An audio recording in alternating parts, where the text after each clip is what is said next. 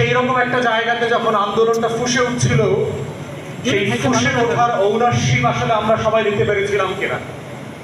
আজকে যারা বাংলাদেশে আমরা বড় বড় অংশীজনের দাবি করছি, আমরা যারা দাবি করছি যে আমরা জুলাই আগস্টে এইরকম সেই রকম বীরত্বের ইতিহাস রোল প্লে করেছিলাম, গত বছর এই সময় আমরা সবাই আলেকজান্ডার দ্য গ্রেট আর নেপোলিয়ন বোনাপার্টের মতো করে বাংলাদেশের পাড়ায় মহল্লায় আন্দোলন গড়ে তুলেছিলাম, যারা বলবার চেষ্টা করছে যে আমরা হইলাম সেই রকম বিজয়ী বীর, যারা আন্দোলনকে অস্বীকার করে করে সারা বাংলাদেশ চষে বেরিয়েছিলাম, তারা আজকে বাংলাদেশে বলবার চেষ্টা করছে তাদের বক্তব্যের বাইরে কোনো সংস্কার হবে না, তাদের বক্তব্যের বাইরে কোনো ঐক্যমত হবে না।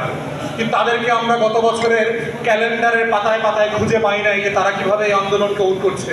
তারা তাদের অনেক নেতাদের বক্তব্য শুনেছি, তারা বলেছে যে আন্দোলনের ভিতরে চক্রান্ত আছে, এটা আওয়ামী লীগ পরিকল্পিতভাবে আন্দোলন করিয়েছে, বেইজিংয়ের দিল্লির ব্যর্থতা থাকবার জন্য শাহবাগে নাটক করা হচ্ছে। তো সেই বাস্তবতায় হচ্ছে আমাদের আন্দোলনটাকে মনে করিয়ে দেওয়ার একটা দায় যেমন আছে, ঠিক তেমনি আছে ক্রেডিট ব্যবসা করবার যেন কোনো ফাঁদে আমরা না পড়ি সবাই মিলে। কারণ বড় বড় আন্দোলনকে ঘিরে ক্রেডিটের রাজনীতি করতে গিয়ে এই বাংলাদেশে দেখেছি যে ৭১ কিভাবে স্পিরিট থেকে হারিয়ে গিয়ে চেতনা ব্যবসায় পরিণত হয়ে গেছে। ৭১-এর নায়করা কিভাবে দায়িত্ব পালন করে ব্যর্থ হবার পরেও ব্যানারে ফেস্টুনে পাড়ায় মহল্লায় নেতা আকারে স্বীকৃতি পেয়েছেন। সেই জায়গা থেকে আমাদেরকে ২৪কে মূল্যায়ন করতে হবে, যেটা যাতে ব্যানার ফেস্টুনে হারিয়ে না যায়। আমাদের শহীদরা যেন নম্বরে পরিণত না হন। আমাদের প্রত্যেকটা শহীদ হচ্ছে এই আন্দোলনের সবচেয়ে বড় মাস্টার মাইন্ড। এই ১৪০০ শহীদের বাইরে বাংলাদেশে ২৪-এর কোনো মাস্টার মাইন্ড নাই। আমরা সবাই হলাম ২৪-এর কর্মী। এর বাইরে হচ্ছে এখন দায় এবং দায়িত্বের কথা। আমরা ২৪কে কিভাবে ধারণ করছি, দায়িত্ব পালন করছি, ১৪০০ শহীদের রক্তের হিস্সা দিয়ে কিভাবে নতুন বাংলাদেশ করছি, সেটাই হচ্ছে অবদান এবং ক্রেডিটের রাজনীতি। আমরা কোথায় মিছিল করেছিলাম, কি করেছিলাম, এই ৭১-এর মতো করে যেন কোনো চেতনা ব্যবসার ফাঁদে আমরা না পড়ি। তাই এবি পার্টি এবং নতুন বাংলাদেশের রাজনীতি আমরা যারা করবার চেষ্টা করছি, আমাদের জায়গাটা হচ্ছে সেই বাংলাদেশ করবার রাজনীতিতে আমাদের ভূমিকা কি হবে।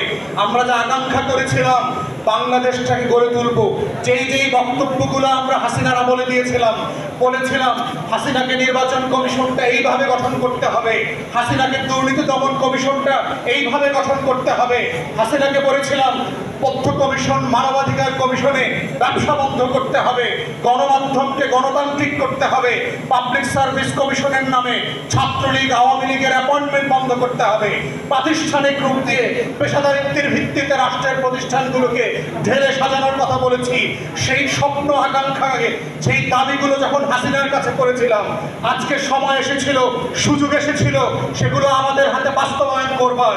কিন্তু আমরা দুঃখজনকভাবে দেখতে পাচ্ছি হাসিনা যেই কারণে যেই যুক্তিতে সেই সংস্কারগুলো করতে নারাজ ছিল, করতে রাজি হয় নাই, সেই শব্দে সেই ভাষায় সেই যুক্তিতে আজকেও দেখতে পাচ্ছি বাংলাদেশের রাজনৈতিক দলগুলো সংস্কারে বাধা দিচ্ছে, দ্বিমত পোষণ করছে।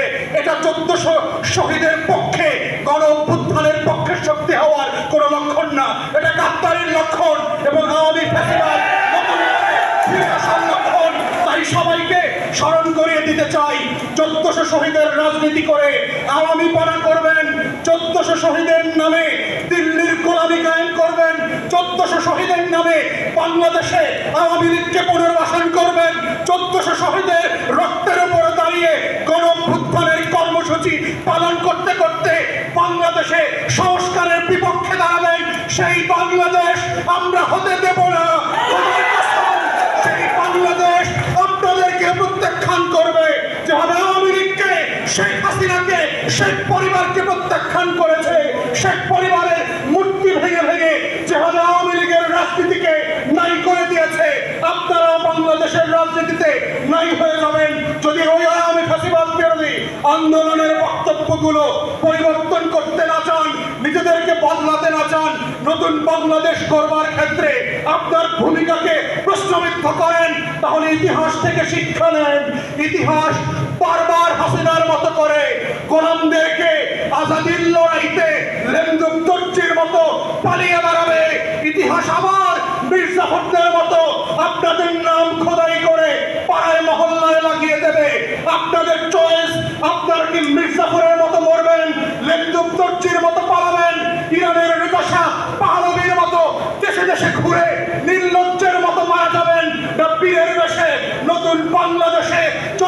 শহীদের পক্ষে লড়ে বাংলাদেশ করবেন, এটা আপনার চয়েস এবং এটাই বাংলাদেশের ভবিষ্যৎ, এটাই 5 কোটি তরুণের সেই বাংলাদেশের কথা বলে গেছে।